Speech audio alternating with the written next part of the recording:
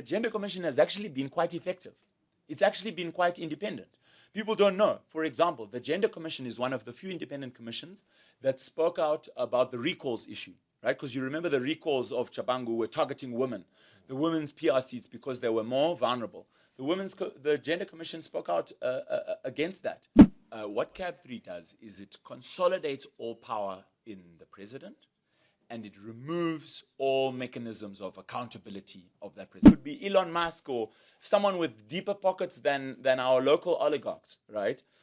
Comes and says, you know what, Zimbabwe has lithium, Zimbabwe has all of the minerals that I need for whatever.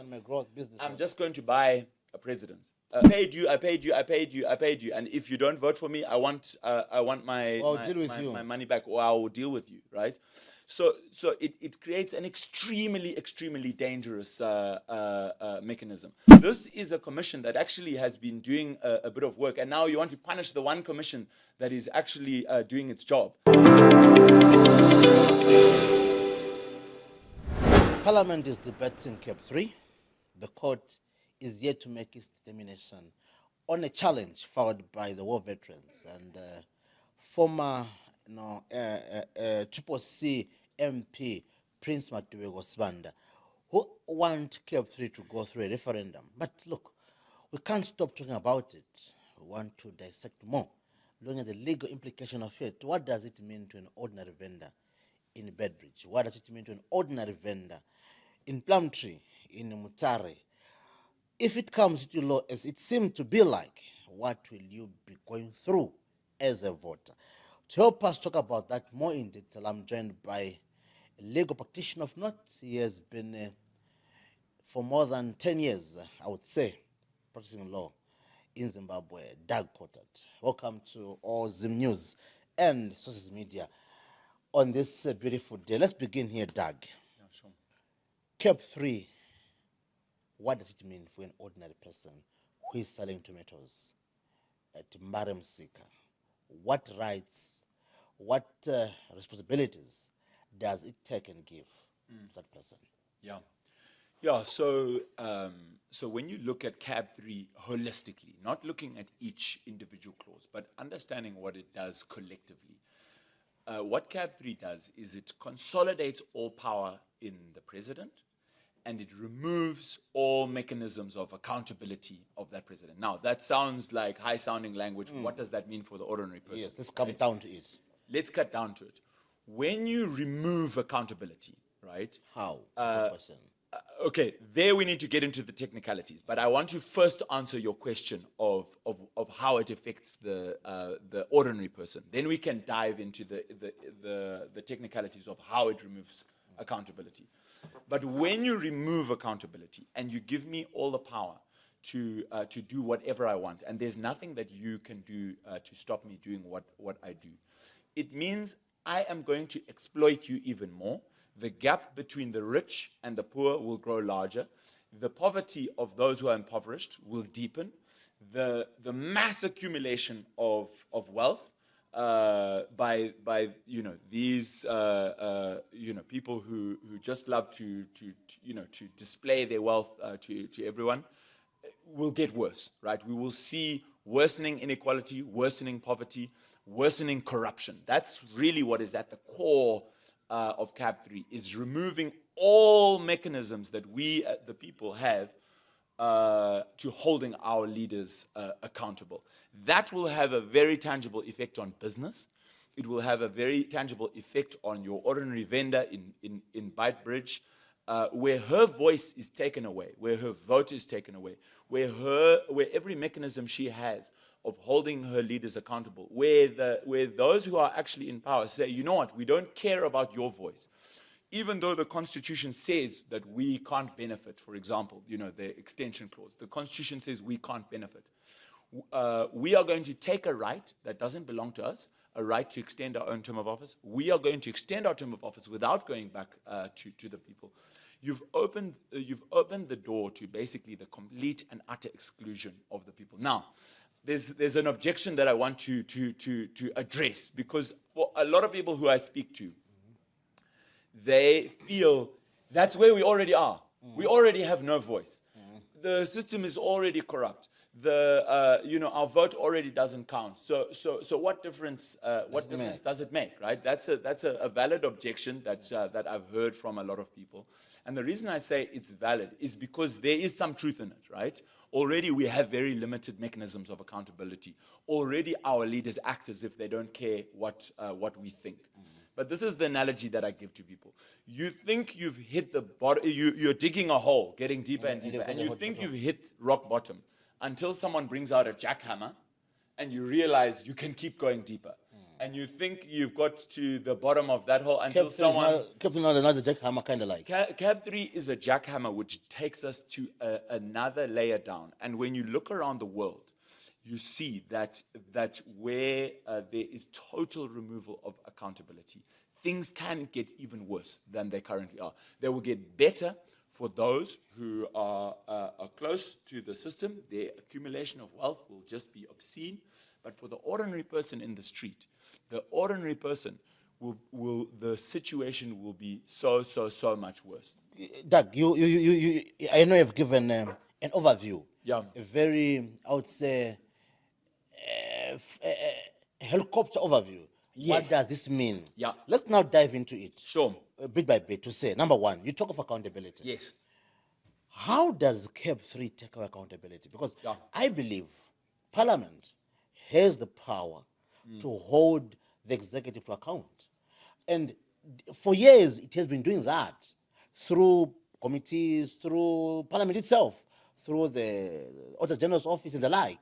So the accountability still remains in place. How does accountability is taken away from the people when it comes to CAB3? Sure. Well, the primary mechanism of accountability that the people have is their vote, right? So we give Parliament and the President a 5-year mandate, or in 2023, if we put aside allegations of around the electoral outcome, let's say the President and Parliament at its highest were given a mandate for 5 years, right? The primary mechanism of accountability that we, the people, have is that after those 5 years, you need to come back to us and renew that mandate, right? No one went to the people in 2023 saying, if you elect us, we will extend our term of office, right? No one received a 2/3 majority in 2023. ZANU-PF didn't receive a 2/3 majority in 2023, right? So if you're going on the last election, right, there is no mandate for what's happening. So extending the term is your first removal of accountability without going back to the people. And the Constitution is very, very clear that an incumbent cannot benefit from a term limit provision. That's an entrenched provision. And if you want to change that rule, the Constitution is explicitly clear in Section 328, subsection 9. The one we always focus on is subsection 7. That's the non-incumbency clause. But it's subsection 9 which says if you want to change that rule, it has to go to a referendum. So that's the first mechanism of accountability removed, gone. The second mechanism of accountability removed is the people's direct vote for their president, right? So they want to totally abolish our vote for the presidency and give it to Parliament, right? Now, the objection from the system is that, but Parliament is still voted by the people. The Parliament then elects the president. This is a normal democratic system. The example is given. South Africa.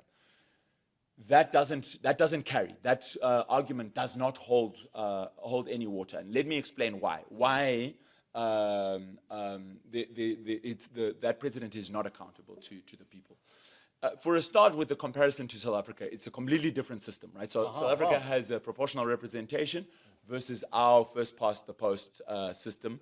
Maybe just for your viewers, it means that in South Africa, all votes count, right? So if 5% of the population vote for a particular party, they have 5% of the seats in Parliament. If 40% vote for another, they have 40% of the seats. That's not our system. So in our system with first past the post, a lot of votes in an election are wasted, right? Let me explain what I mean by a wasted vote, right? And how you can even have minority members of Parliament. Let's say there's 3 candidates, right? For a particular constituency. Candidate A gets 40% of the vote. Candidate B gets 30, and candidate C gets 30, right? Candidate 40 becomes the member of parliament. Or do we still have, we can still run.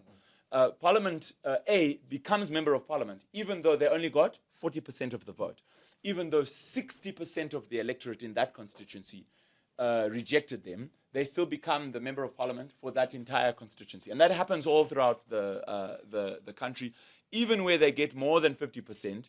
The other, let's say they get 60%, the other 40%, their interests are not taken care of. So that's just when we talk of our system as it currently is, right? But this is where things get crazy. CAB3 then utterly decimates our electoral system to ensure that you can't have a free and fair election. How does it do so? It takes away two main functions of ZEC, the Zimbabwe Electoral Commission, and it gives them to bodies which are appointed by the president, totally under the control and the thumb of the president. The Registrar General takes over the voters' roll. This is a presidential appointee, right? And someone who is a member of the executive, right? And then they give delimitation to a new commission that they want to create, which is, again, totally under the control of the president. All members of that commission are just appointed by the president without, unfettered, without any oversight from other arms of government or without any participation of the people, meaning that the president's appointees now draw the electoral boundaries. Now, if the president has power to draw electoral boundaries, you can draw them in such a way that that even with only, let's say, 30% of the vote nationally, you can still get 50% of the seats in parliament, meaning that a minority party can actually become elect the president. So yeah, so that's the second way that the people's accountability is removed. And there's others which we can get into. Yeah. But let's go back to the first aspect, which is it takes away the right to vote directly with the president. Yes, you've spoken about the first past the post system. Yeah, it's more like one would say maybe they're creating a hybrid system, whereby we are creating a proportional representation system, which has got also a first past the post system. Don't you think it's workable, given the fact that people will still be involved? They elect an MP. They elect an MP whom they know who their candidate for president is. So indirectly, they know. In Zimbabwe's politics, it's about parties as opposed to looking at the history, as opposed to independent candidates. Rarely have we seen independent candidates doing it well. Mostly it's about political parties. So there's a leader to that political party. Therefore, it carries that leader will automatically become the president. I would assume so. Well, let me deal with that at two levels. Firstly, that's not what the bill says, right? The bill says that Parliament can basically the bill in the way that it was introduced to Parliament, right? You can go to clause 3 there. It sets out who gets elected. It just simply says that the election must take place at a joint sitting of, or it just says the president must be elected by members of parliament in a joint sitting. And this is the crazy part, which I've been pointing out to people. Subsection 6 of that bill just simply says a person elected as president under this section must cease to be a member of parliament upon assuming office if they were a member at the time of the election. What that means is that someone can become president even if they were never even elected to parliament, right? Someone who's unknown to the people. Parliament can just wake up and elect anyone. I understand that maybe there's been some there will be some tinkering of that as it moves through Parliament. But as it was introduced in Parliament, literally anyone could be elected president. What it means is that you reduce the voting pool of who votes for president from more than 10 million people, right, potential voters, right, down to just about about 400 people, right? But you only need half of those people. So the number that you actually need is 186, right? If you convince 186 MPs to vote for you, you become the next president, right? If I convince 186 to vote for me, I become the next president. Now, when you have a political system which is flush with cars being bought left, right, and center for people, where people are being openly bought, right? It just means presidency to the highest bidder. This is what we might call kleptocracy. Kleptocracy is rule by thieves, right? Where basically those who have the most money, the most willingness. So you are saying that, as opposed to previously, where one has to have been vetted by a political system inside the party. Yeah. Be it ZANU-PF as it was, or Triple C, MDC Alliance, MDC. Yeah. Now, in this case, it can be. That bill, yeah. It can be that Coltard over here with me, Yeah. with money for 186 people. Yeah. I can win the vote. And the people of Zimbabwe might find out that Olisani Ncube is their president on the day that Parliament elects you. They might have never seen your name mentioned. But one would argue that this gives an opportunity to everyone. There are those people who are not in political parties, those people who have got no muscle to convince or to go around the country, canvassing for support. Yeah. Here I am, I can't hold 210 rallies that Yes. would be needed for me to be sold out to people.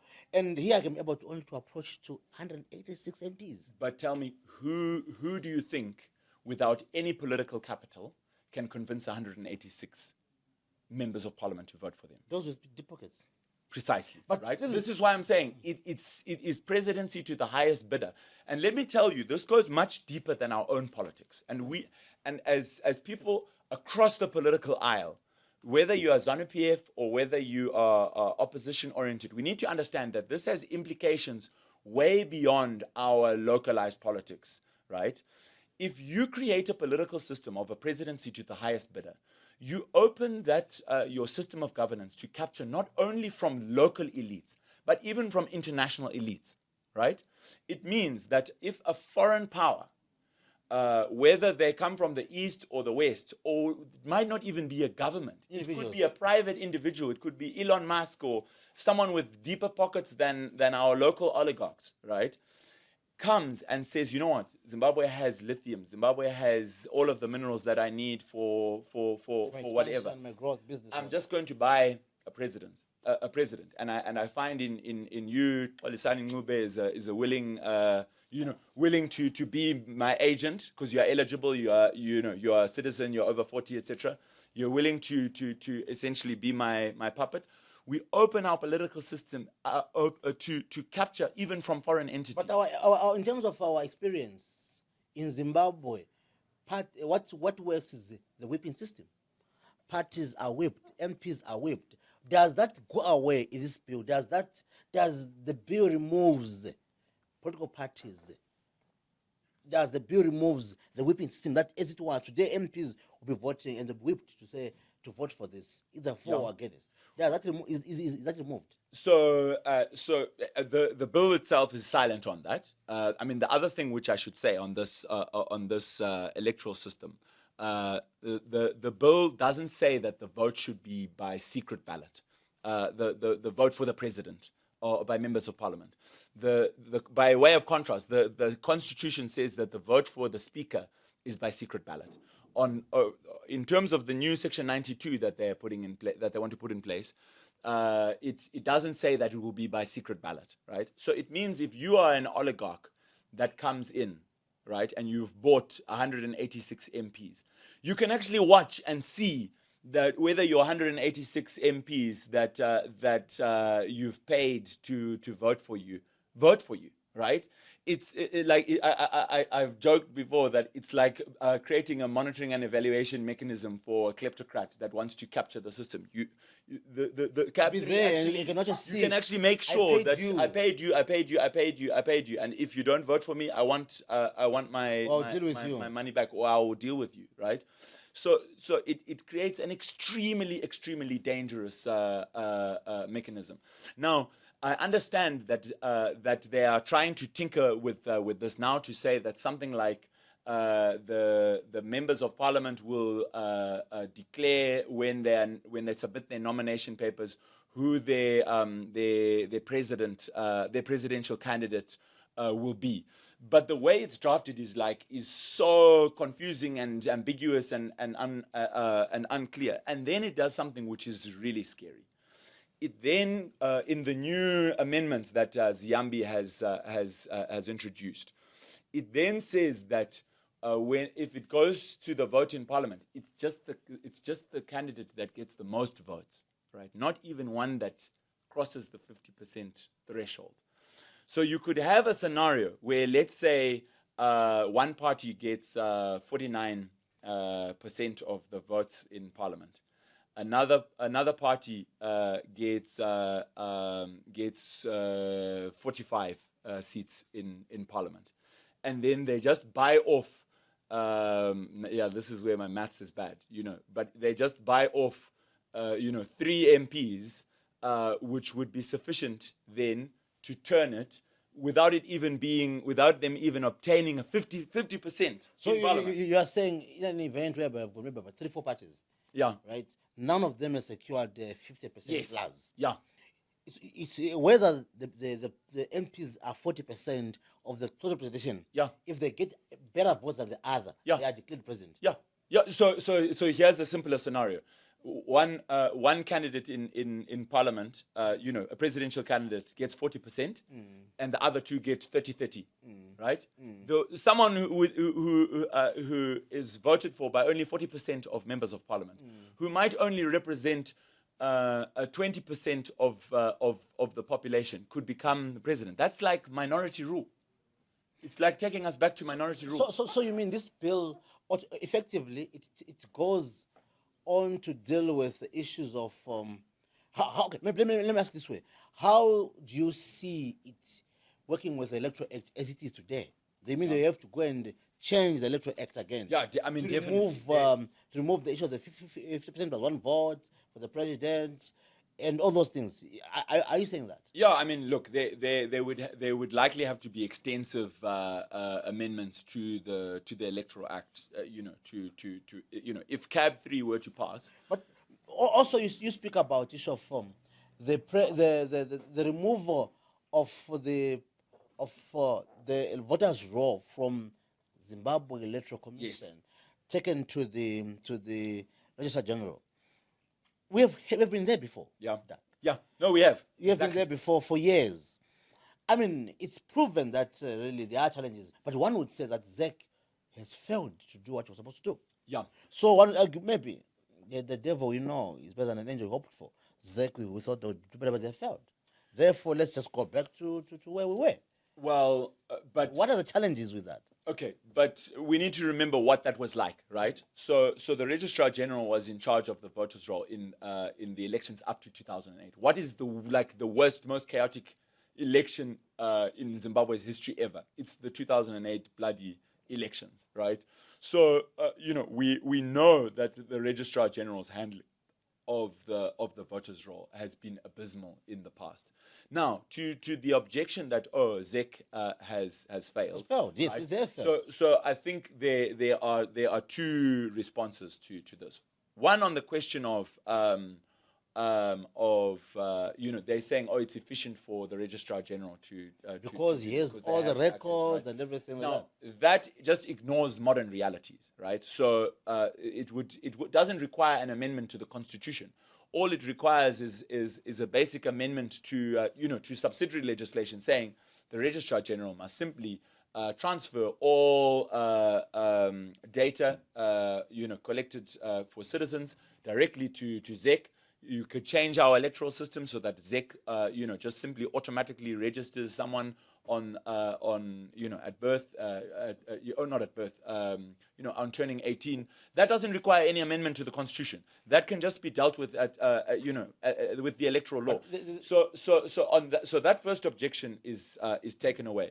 But now let's deal with the deeper question of ZEC's independence, right? Because yes, there have been serious question marks about ZEC's independence, right? But ZEC at least has legal independence. If you go to the Constitution, ZEC is legally required to be independent, right? Number one. Number two, there are mechanisms in the Constitution which are meant to help secure ZEC's independence. For example, there's public nomination of people to be appointed. Then there's public interviews which are conducted by Parliament's Committee on Rules and Standing Orders. A list is then compiled by that committee, which is composed of both opposition and ruling party members, which is then sent to the president for appointment.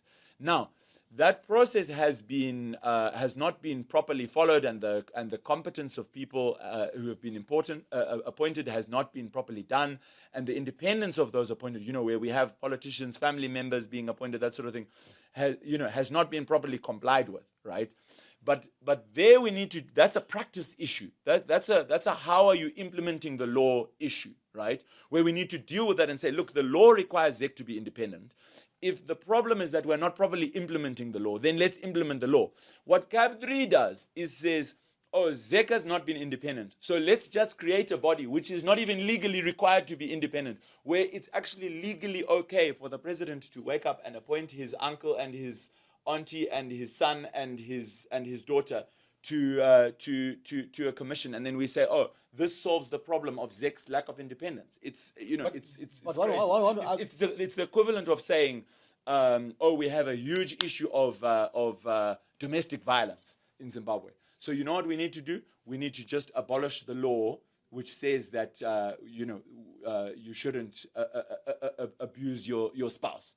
You get what I mean? Then we won't have any more domestic violence cases because we've abolished the law saying you shouldn't abuse your spouse. You get what I mean? That's not solving an issue. Maybe you are saying we're abandoning the law to suit an administrative challenge. Yes. To say because ZEC has been a problem, therefore all the protection that the ZEC had, we just strip it away. We give it to a new body that but has one argument says ZEC has been failing to deal with ghost voters. It has been failing operationally. We can't be stuck with the law when practicality is that the RG's office has the efficiency. Yeah. Would require that efficiency as opposed to be stuck with the law. Okay, but answer a simple question for me. I know I'm not meant to be asking you questions, but what is stopping the RG, especially in this day and age, from simply transmitting all of that relevant data to ZEC, or simply amending the electoral law so that by law the RG is required to just send all of that information straight to ZEC? Maybe there's nothing stopping it. Maybe right? one would again say the ZEC's capacity has only been about voting, and not being able to be in a position of a huge volume of data, which is at times it carries a lot of sensitivity. You and I agree. If you look at 2018, we saw by people were receiving messages from the president, encouraging them directly to vote for him. Something which one would say is, people ask, did ZEC give the president these contact details? So to me, it shows that ZEC has failed on its mandate to even safeguard my own data, my own phone number, for instance, my ID number, where ZEC has got no mandate to be sharing without my consent to a person whom I'm not voting for. This is a word, a policy-based voters' role. I'm not voting for an MP, or I'm not voting for the president in my ward. So we can agree on that. And then my question to you, is the solution to that to instead hand all of that data to someone who is not legally required to be independent, someone who is appointed by the president, the very president who you are saying ZEC should not have given your data to. Now you're saying, so let's let's give it to someone who is directly appointed by the president. Let's give delimitation, the drawing of electoral boundaries, to people who are directly appointed by the president. It's one simply would not a assume solution. maybe the commission that will come to do with boundaries will go through the same processes as ZEC. Yeah. Because if you look at the gerrymandering that people have been complaining about, where you are seated there was an MP from, the MP for Harare Central. His constituency now run up to Kambuzuma. Yeah. Imagine. Yeah. This is Harare Central. Yeah. The interest of people in Kambuzuma and people in town are different. Yeah. Their geographical interests, their economic interests, issues that affect them it vary. Yeah. So one would argue that ZEC failed to do its duty. So And we can't continue to have problems, creating problems in an election cycle. Let's just create something different. Yeah. So look, let's talk about gerrymandering, because this is something very important, and this is one of the reasons why I say if CAB3 goes through, it will essentially mean that you can't have it will close the door to electoral transition, to a change of government through elections, and one of the main reasons for that People will still vote and vote if they vote for 155 MPs of their choice who will go and vote for the president they want. But this is where gerrymandering comes in, right?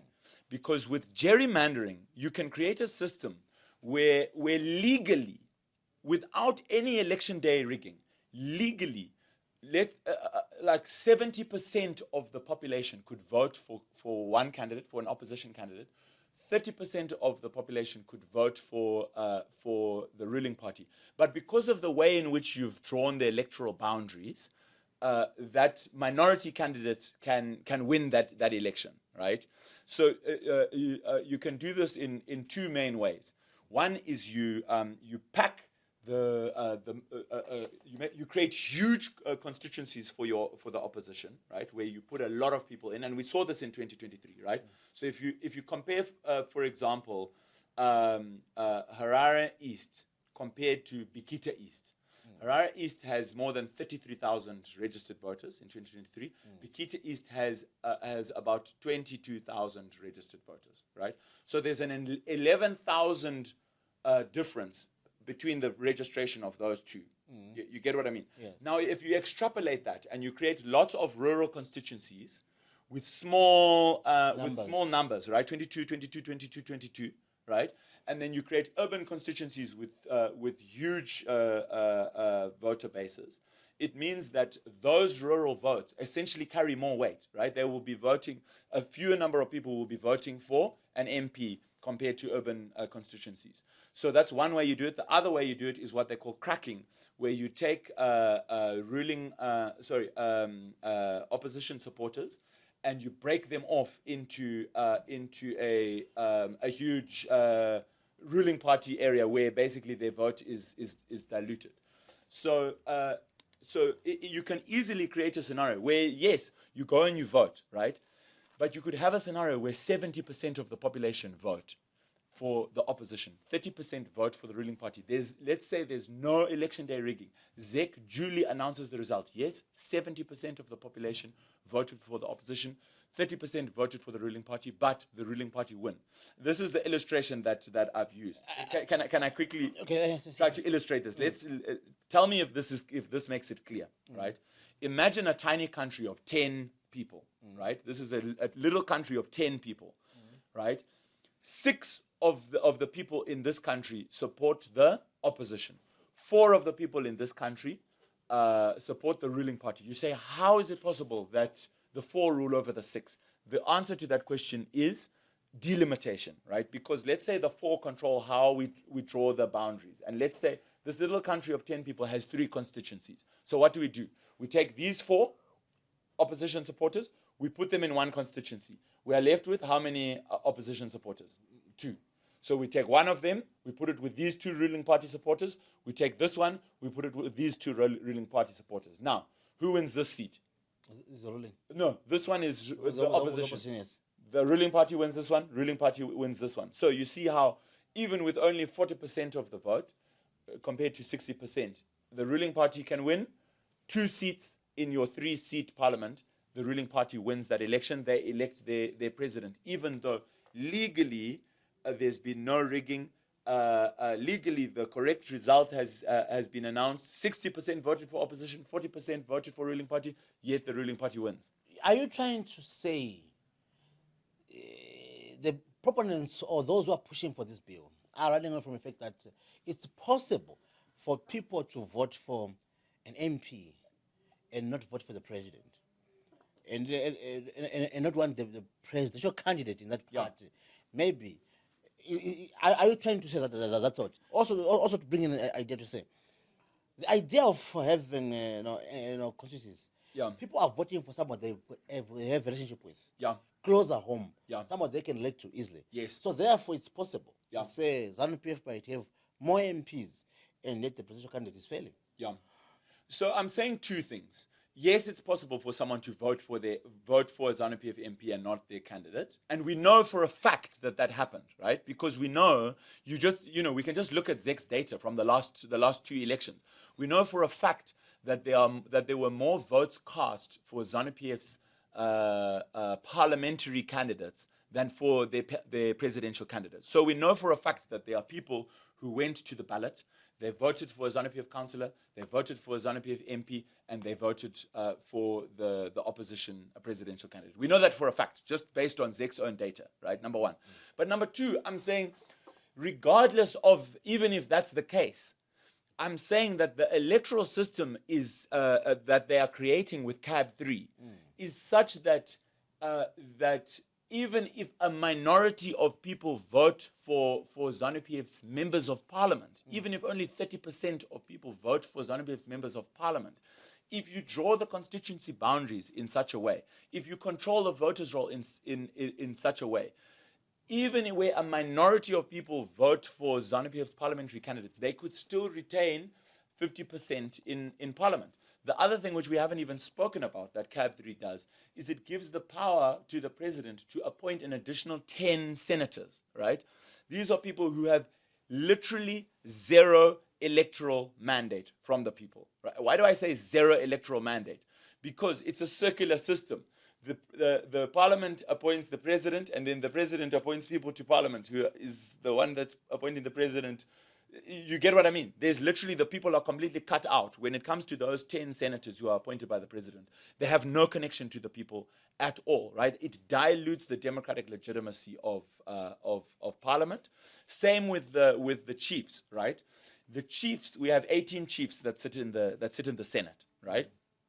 Now, the rationale for those 18 chiefs being in the Senate is that they are there because they preside over customary law issues, and they are there to be non-partisan representatives of all of those under their jurisdiction, right? That's why they get there, right? But once you remove the requirement, which is what they want to do in CAB3, that they must be non-partisan, it means that they become functionaries of their appointing authority, which is who? The president. The president appoints chiefs. The president pays chief salaries. The president fires chiefs. The moment you remove the requirement that they have to be non-partisan, it means they are simply the president's function. I want us to go back to the issue that you spoke about before we go to the chiefs. You spoke about to say that the president appointing the 10 extra MPs in the Senate. But look, when people go to Senate, some of them don't even understand the lawmaking process. They've got no iota of a thought how to make a law. Some of them are there because they managed to buy beer for struggling voters. And you see that that becomes very clear when you look at it when they make laws. They can't contribute meaningfully. Okay. So therefore, we might need someone with a technical expertise to assist those guys to say, hey guys, you are talking about dam construction. I am an engineer. So here's my question to you. Whose fault is that? Whose fault is it? It's the voters, one would say. No. We're talking about it's talking about the Senate. Who puts political parties that are funding those senators? Okay, but how are senators elected? Senators are elected on a party list system. Yes. Right? Yes. Based on the number of votes cast for the National Assembly. Right? So if there are incompetent people going to the Senate, the only organizations in this country that are responsible for incompetent senators are they appointing political parties, because senators our 60 proportionally represented senators are appointed based on a party list system. The party comes up with that list. Yes. So if they're incompetent people going to the Senate, it's as a result of if the president is saying the people from my party who are in the Senate are incompetent, I need 10 more to appoint. It's his problem. He must deal with the problem in his party that is putting incompetent people at the top of the Senate. You and I agree that politics does not produce, qualitative. It produces quantity. Yeah. There's less to do with qualitative as opposed to quantity. Yeah, but that's precisely why you have such a system like that, right? Where you could deal with that. But okay, but let me deal with this at another level, right? We already have a similar system when it comes to cabinet, right? The president is allowed, I think it used to be 5, it's now increased to 7, Yes, right? yes. The president is allowed to appoint people to cabinet who have not been elected to parliament, which I have no problem with. I have absolutely no problem with it. I don't even mind if they increase that number, right? Because, they can increase that number higher because these are people who are presiding over ministries. Sure, they need to have... Kind of expertise. Yes, and they derive their democratic legitimacy from their appointing authority, who is the president, right? They're not deriving it directly from the people. Yes. But how has the president used his allocation? Who has he appointed using that? We know, right? It's people like Ziambi, who was rejected in the primary elections of his party, right? Who, what special competencies does Ziambi bring to? He's a lawyer. He's a constitutional lawyer. A constitutional lawyer that has given us this dog's breakfast that is CAB3, right? He's a loyalist, right? Who else have we appointed? We have Mthuli Ncube, who was rejected by the people of CAB3 Park. Said, we don't want you, right? He gets appointed to cabinet. He's the one who has driven our economy into the state where it is, where we have the division, this widening gap between the rich and the poor, where where these oligarchs are accumulating all of this wealth. We have policy inconsistency. This is how the president has used his appointing powers for cabinet, and now we expect him to appoint people to the Senate who are there for competencies. I'm telling you, that clause about the Senate appointees, that is the Ziambi clause, right? So because Ziambi knows he can't even win a primary election, but he wants to be a senator. So in short, you're trying to tell me that they're creating a haven for losers. For losers. That's what it is. It's the losers clause. It's a loser's clause to say those who lose, you'll still get into the Senate. You still get in the Senate if you lose. Even if you lose the primary elections, begin with there. So it's a solace for you to go in. The sole criterion then for getting in there will be that you've shown loyalty to the president as an individual, whoever is elected president, right? But remember that who gets elected president is decided not by the people, but by 186 MPs, right? So if you cozy up to the richest person in the country, right, who has zero democratic legitimacy, that person buys off 186 MPs who elect him to be president. And you also have zero democratic legitimacy because you were rejected either in your primary or you went to the election and you were rejected by the people of your constituency. So long as you've cozied up to that person, you'll be appointed. In short, Doug, you're saying that this clause is giving power to losers. Yeah. This clause, this system of voting is creating a system for unelectable people to get into elected office. That's precisely what it's for, right? There's no other explanation for this, right? Especially this clause where they say that the president doesn't even need to be a member of parliament. It means someone who was rejected in the primary, someone who was rejected by their people. They go to their own constituency, and the people reject them. That person can become president. It's creating a system of rule by those who are unelectable, but who have deep pockets. Let's move to the issue of CAB3 brings in the aspect of chiefs that you're talking about. Chiefs are people and they are politicians by nature. Yeah. Liberation story will tell you that chiefs were at the forefront in fighting for independence. Yeah. Chief Tangwena, Chief Chirau, quite a number of them. They were there. Why are you not allowing them to be there, where when it comes to political power, Yeah. you want to segregate them on that. Just realizing I'm about to run out of parking. Can I? Can one of you guys just can I give you $1 so that you just top up my parking?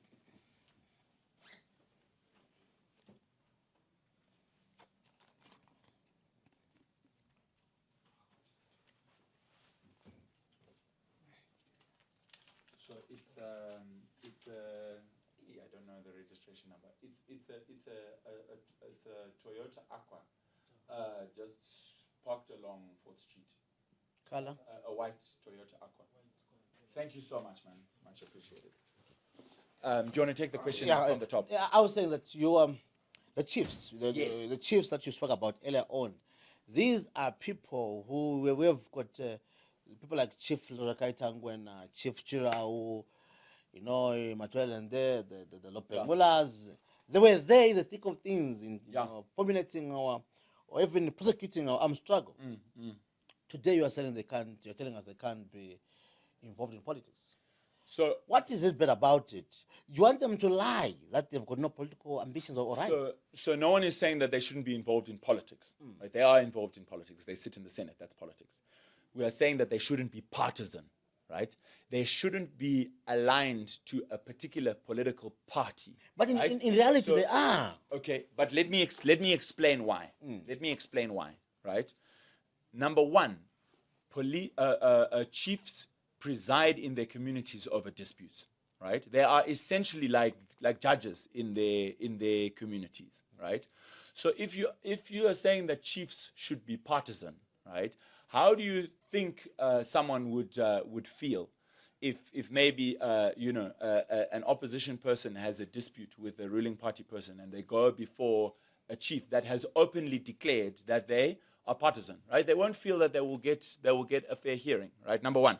Number two, chiefs sit in the Senate, right? But they are not elected to the Senate, right? So they are meant to be there to vote in the interest of their communities, not in the interest of a political party. The moment you say that they are partisan, you remove the protection that they have from their appointing authority. Remember that chiefs are appointed by the president, paid by the president, and removed by the president, right? That requirement that they have to be non-partisan is actually a protection for them, right? It means that they can, in good conscience, a chief of conscience, could vote against the interests of the president if that chief believes that it's in the interests of their community, right? That they are there in the Senate to represent. And that cannot be used against them to be removed as a chief. The moment you say that they should be partisan, essentially you take that protection away. A lot of people forget that during the CAB3 process, that non-partisanship clause was actually proposed by chiefs. It was chiefs who said no. Chiefs should be non-partisan. And this is normal in Africa. If you just go over the border in Zambia, there's a requirement that chiefs should be non-partisan because they're meant to be above partisan politics, not above politics. None of us can be above politics. Politics is just how we manage relationships, right? Yes. So, of course, they're involved in politics, but they should be above partisan politics. But you and Doug agree that you have seen in the past how there have been allegations. Yeah. I maintain that. Yeah. Against chiefs, against ZANU-PF of abusing chiefs. What's happening now? You're just removing the veil. Yeah. So this goes back to the same analogy, right? We're saying that that there's a huge problem of assault in Zimbabwe, and our crime statistics have gone through the roof. Everyone is punching each other. So the solution is that we are going to say that assaulting one another is no longer a crime. It's not a rational argument. The fact of the matter is that yes, some chiefs have been abused, but those chiefs have been held accountable precisely because the constitution is clear. So, for example, Charumbira was openly partisan in the lead up to, I think it was the 2018 election, right? Yes. People went to court. The courts came out and held him accountable and said, you should not be acting in such a partisan manner. The Constitution is clear on this issue, and so the fact that we have those protections in the Constitution is like a restraint on that type. Of course, you are always going to have some mavericks who just do whatever they want, but it acts as a little bit of a restraint. The moment you remove the restraint, it means that you remove any protection for maybe those few chiefs who have a conscience, who say, you know what, I know that I'm here in the Senate not to represent a party, but to represent the people of my community. The moment you remove that protection, the pressure on them now to join the party of their appointing authority will be immense. Okay. And also, maybe the issue of, which is very important, the issue of the gender commission. Yes. The bill is transferring the work and functions of the gender commission to the Human Rights Commission. I would argue that if you look at it, there's a very thin line. Women rights and human rights, a very thin line. Yeah. Maybe for budget sake and also operation sake, let's just combine the two, have a very united front in the fight against human rights and women rights. Why could that be bad? Well, I think globally, Zimbabwe has obligations on the international stage, and dealing with gender equality is a global issue, and you see even at an international level, right? We have specific conventions on human rights, like the Civil and Political Rights Convention. And then there are specific conventions like CEDAW on women's rights, right? So even at an international law, it's understood that that this is a specialized body of human rights that needs specialized institutions to deal with. So that's number one. At a global level, we're actually violating our own international law obligations. Zimbabwe, yes, the women aspect is a very loud issue globally. Yeah. But very few countries in Africa have a standalone gender commission. Yeah, so look, if that's what sets us apart, and that says that Zimbabwe is ahead of other African countries when it comes to advancing gender equality, or at least establishing institutions that advance gender equality, then why should we say, you know what, let's actually reverse and go and be as bad as other countries? That is not the direction which we should be moving. We should instead be saying our Constitution requires equality. Our Constitution requires equal representation of women. If we haven't reached that, which we haven't, then we still need a gender commission. The other thing with the gender commission is that the gender commission has actually been quite effective. It's actually been quite independent. People don't know. For example, the gender commission is one of the few independent commissions that spoke out about the recalls issue, right? Because you remember the recalls of Chabangu were targeting women, the women's PR seats, because they were more vulnerable. The gender commission spoke out against that. Right? Could this be like reprisal for them speaking out against that? I'm not sure, but we know that they spoke out against that. The Gender Commission has been involved in investigation of very powerful men who have where there have been serious allegations over an extended period of time of abusing women, where nothing was being done, the police were not investigating. The Gender Commission actually did the investigations, and those matters are now being prosecuted and taken to trial. So this is a commission that actually has been doing a bit of work, and now you want to punish the one commission that is actually doing its job. Then the last thing I would say on that, you want to transfer the functions of the Gender Commission to the Human Rights Commission, the very Human Rights Commission that the president himself has just gutted by unlawfully removing the chairperson simply because she spoke out against, or the commission that she chaired spoke out against the CAB3 process. So you can see that this is just a broad-based assault on any institutions that hold power to account. From a legal perspective, what could be the thought behind the two merging, in your view? Looking at what you've said, it spoke about the recalls and what the recalls are doing today. Those people have been replaced. Yes. If you look at that, do you think that this was a systematic way of doing things, to say this commission has spoken against it, therefore let's destroy it? the ZEC has failed to manage election in a very pleasing manner. Let's remove issue of water straw from them Yeah. and give to somebody. It's about punishment. Yeah. Kind of like. So, and let me tell you, with ZEC, my view on this is that that those who are behind this bill are just as unhappy with ZEC as ordinary citizens, but for different reasons, right? The citizens are frustrated with ZEC because of the lack of independence, or we've spoken about some of the failings that ZEC has done, instances of gerrymandering, etc. Those behind this bill are unhappy with ZEC for being too independent, for in their minds failing to deliver the 2/3 majority in 2023, right? Because even though on the vote they didn't get anywhere near that, I believe that there is a feeling within the system that no, ZEC is not doing enough to entrench our power, even though the people no longer want us. ZEC is our body. ZEC should be doing our bidding. Do you remember the scandal around the delimitation report? Yes, Right? You remember the Yes, where some signed and some didn't? Yes. Right?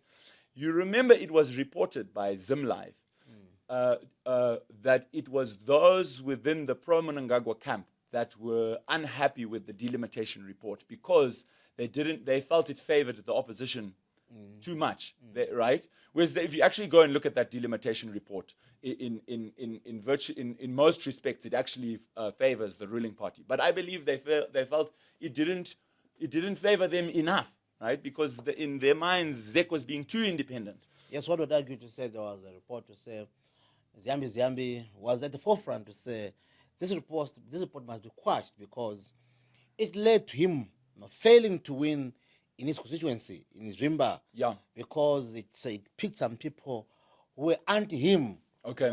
Divided his farm and the like. But where does that leave us as a country in terms of our democracy? Yeah. Well, I think where it leaves us is in a very worrying place, right? Because we have a clique of people in power who are trying to force through a personal agenda for the benefit of individuals rather than for the benefit of the country. But I don't think that it's over. I don't think that it's over at all. And part of the reason why I don't think that it's over is because number one, we have seen some very brave members of parliament that there are few. There are few, and they are few in number, but those who have spoken powerfully. It's resonated with the people.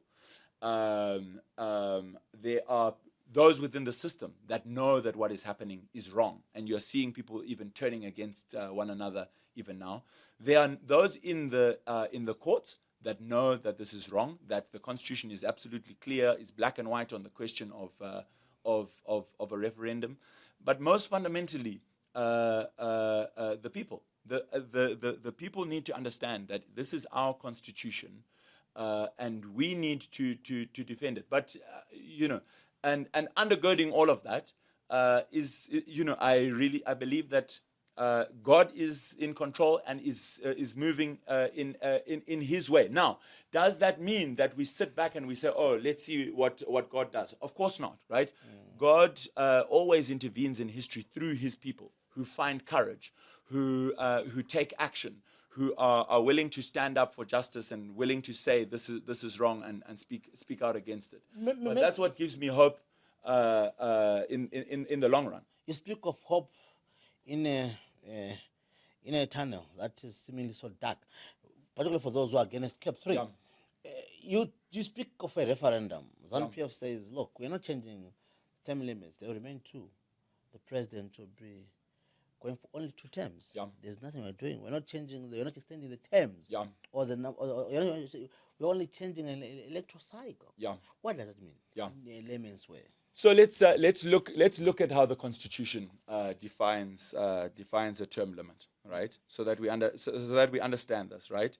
The slogan that they're putting on billboards and stuff is as you say, right? They say when term limit is not the same as term length, right? Yes. Right. So they're saying we're not changing the number of terms, therefore, it doesn't touch a term limit provision, right? Yes. So let's read the definition of a term limit provision. A term limit provision, this is in section 328, subsection 1. A term limit provision means a provision of this constitution which limits the number of terms that a person may hold office. I must have misread that. So it means they are right, because it says the number of terms. Oh, no. Jokes. What does it say? It says a term limit provision means a provision of this constitution which limits the length of time that a person may hold or occupy public office. Have a look at that. Okay. Let's see which section are you looking at? Yeah. The definition of a term limit provision. Means the provision of this constitution which limits the length of time that a person may hold office. Okay. So that settles the argument. You see, I did it as a joke precisely because that's... But so you mean ZANU-PF is saying that a term limit, we are not dealing with a term limit. Yes. We are changing the length, yes, the that's their argument. Their argument is that, no, we're not changing the number of terms. We are changing the length of the term, right? So we say, okay, let's see whether that constitutes a term limit provision. Let's look at what the Constitution says. How is a term limit defined? A term limit is defined as a provision of this Constitution which limits the length of time that a person may hold office. So like the argument is self-defeating from the wording of the Constitution. No. There are someone saying it's the cycle.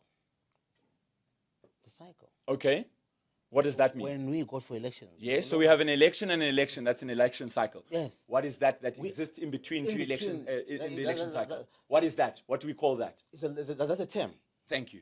So we are only saying we can't have election every 5 years. Yes. Let's have elections after 7 years. Okay. And also they say that So that provision let's- is not subjected to a referendum. Yes. That provision is not subject to a referendum. So this is the provision that is clearly subject to a referendum.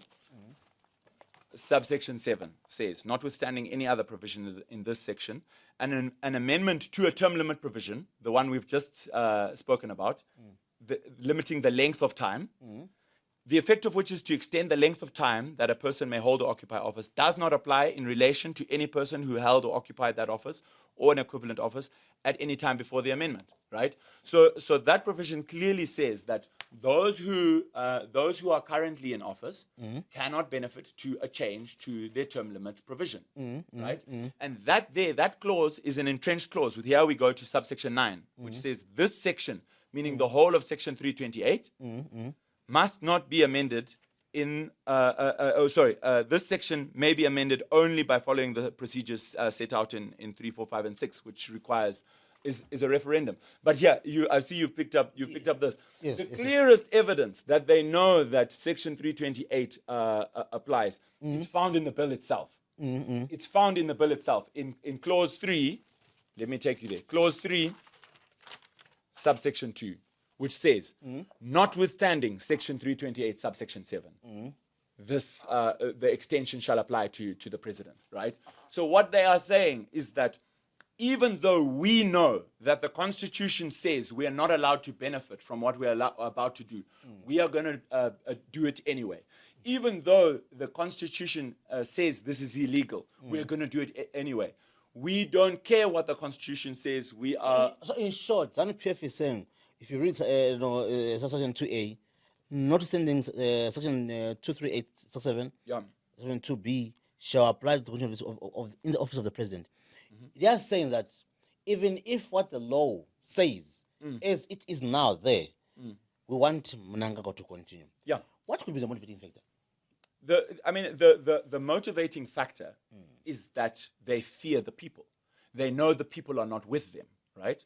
That's the only reason you include that clause, because the Constitution is clear, the incumbent can't benefit, and if you want to change that rule, you go for a referendum. The only reason you include that clause is because you disrespect the people, you don't want the people to have a say, And at the core of it, you fear the people because you know the people are not with you. There's no other rational explanation for why you include that. If the Jonathan Moyo Ziyambi argument was true, right, that they're not amending a term limit clause, they wouldn't need to say notwithstanding section 328 subsection 7, right? Because you just say it doesn't apply. So you just go ahead, you amend the bill, right?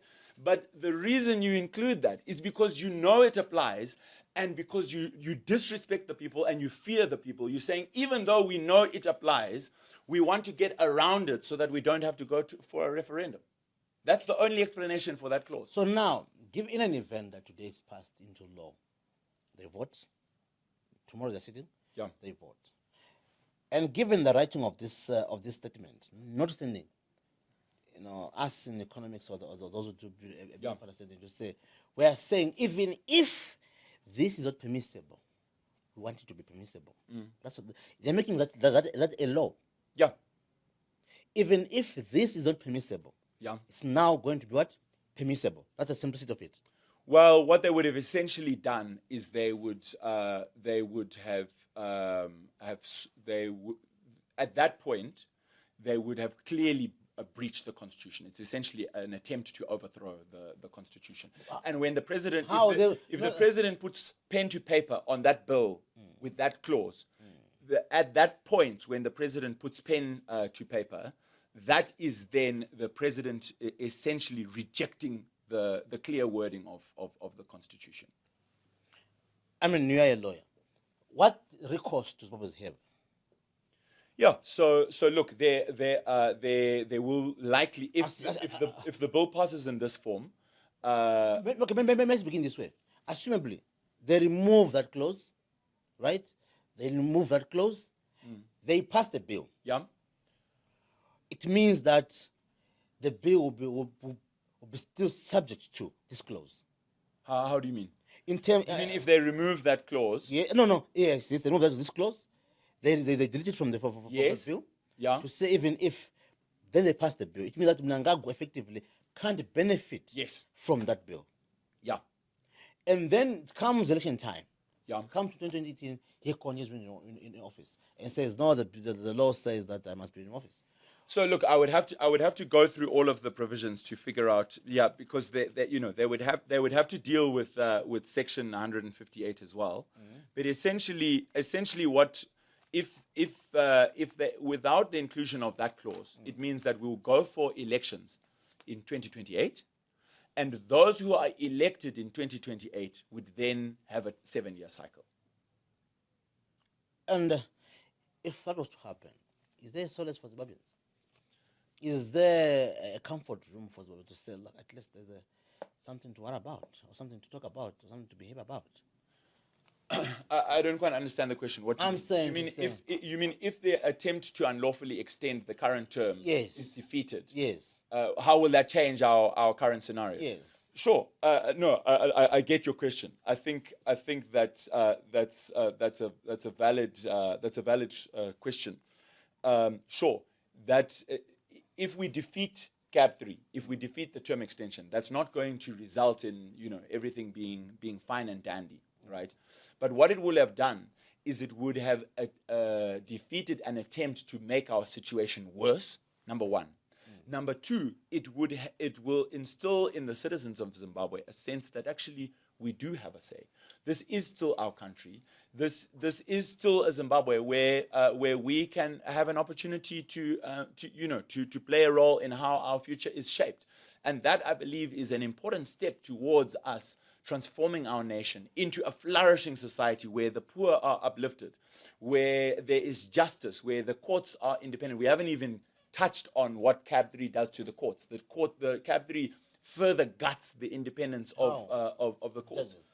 What CAB3 does is it removes the public process of appointing judges, and it gives all of the power to the president. It basically gives the president unfettered power to appoint judges. Currently, there is public nomination, public consultations, a list is compiled by the JSC, that list is submitted to the president. They want to remove all of that. The argument has been that those who have been appointed through that process are failing when it comes to integrity tests. They are failing when it comes to issue of the test of time. Yeah. They are being subjected to most of them to commission of inquiries. Well, if you see how the process has been subverted, you will see where the problem goes. Once again, it's a case not of the Constitution being wrong, but failure to implement the Constitution, right? We've had scenarios where people have been through the public interview process. They have clearly failed the public interview process, where people cannot answer simple, basic law questions, and yet they still get appointed into office. There has been a refusal to make the public interview process transparent, and for the results of those public interviews to be released. So the problem is a failure to implement the 2013 Constitution, rather than the problem being the 2013 Constitution itself. So once again, we're in the same scenario where we say, oh, we have a problem because the Constitution is not being implemented. So what's the solution? We just get rid of that section of the Constitution. That's not a solution at all. The Concord is still dealing with the challenge. Yeah. They had to come back to it. What do you make of? Do you have hope that the Concord would make a ruling which will help Zimbabweans? So let's say in CAB3, bigger than what happened. So look, I think I don't want to speak too much about the Concord case because it's still before the courts. I think I will repeat what Professor Maduku has said, where he was asked about this, about there has for many years there's been attempts to undermine the independence of our judiciary by the executive, right? And that has been a process of erosion for many decades. So there are certainly concerns. But Maduku has said there's a minimum below which even a compromised court cannot go. And I believe that this may be one of those things where the Constitution is so black and white, right? You've seen it for yourself, right? But and this is something that the Constitution... You've seen CAB2 coming into effect. CAB2 Yeah. talking about the term, whether the Chief Justice can extend the number of years he stays in office. Yeah. Past the 70 years that was previously given, and also benefiting from it when that law was changed. Possible as it can be like that. It's look, as I say, this has been a process of erosion, but it's actually that very judgment, the Max Mupungu judgment, which allowed Malaba to benefit, which explicitly said the Malaba is allowed to do this, or judges are allowed to do this, because in the interpretation of the court it was an age limit rather than a term limit. But then in making their argument, the Concord says, in contrast to the restrictions on judges, the Constitution is full of explicit term limit provisions, which are clearly and undoubtedly subject to the ambit of Section 328, subsection 7. And do you know which is one of the clauses which is listed in that judgment? Section 95, subsection 2. The very clause that they are amending now to extend the president's term. The Concord has explicitly ruled that section is a term limit provision, and if it were to be amended, the incumbent could not benefit. That's there in the judgment of Max Mupungu. Go and check. It should be around, is it page 50 or paragraph 50, somewhere around there. The Concord has already ruled on this issue. So in order for them to somehow push this through, the Constitutional Court would have to say we were wrong in Max Mupungu. We now want the president to benefit. And the Concord would have to go against the clear wording of the Constitution itself. But this is where I'll land. I think the courts have a role to play. Parliament has a role to play. But the people of Zimbabwe need to understand that ultimately it is, we all need to play a role in defending our Constitution. And the Constitution gives us the tools for doing that. Number one, and the late Alex Magaisa always used to point to this clause. He used to say, and the beautiful thing is that it actually appears on the face of the bill. The face of the bill says executive authority derives from the people of Zimbabwe and must be exercised in accordance with this Constitution. It derives from the people of Zimbabwe. So he says when we included that clause, we were saying to the people, the authority to govern comes from you. And if those in office start to disrespect the fact that their authority comes from you, you have the power to withdraw that authority. But and in this how do we case- do so? How do we do so? The Constitution shows us the pathway, particularly through Section 59, the right to peaceful protest. That is how ordinary people, beyond the formal mechanisms of courts and parliament, and etc., when all institutions fail, the Constitution itself lights the way to say that when the politicians no longer believe that authority derives from you, you have a right to withdraw that authority through the right to peaceful protest. But pretty forces in Zimbabwe have seen the space being shrunk, dug. Yeah. There's no civil society to coordinate. People are afraid. Yeah. People are being arrested. Yeah. Spending years and years, months, if not years, in Yeah. imprisonment. Do you foresee Zimbabweans one day coming up and say they want to protest? Unless there is a powerful force supporting them. Well, what I would say is that when you look around the world, authoritarian regimes all around the world always seem invincible until after the fact. And then after the fact, after that country has transitioned to a democratic and free society, people say, oh, it was inevitable, right? All of the marks were there on the wall. The elites were so corrupt. It was getting out of hand. The institutions had all failed. It was inevitable. So it always seems impossible until it's done, as the late Nelson Mandela said. But do you foresee, in your view, do we have total science to say institutions are failing to hold to account those in power? The law is not really being used to hold those to account to the power. Therefore, the fate lies with the people. So I think it's always a dynamic process, right? It's always a dynamic process between the institutions and the people, right? It's not to say that you only use institutions until they've completely failed and then you go to the people.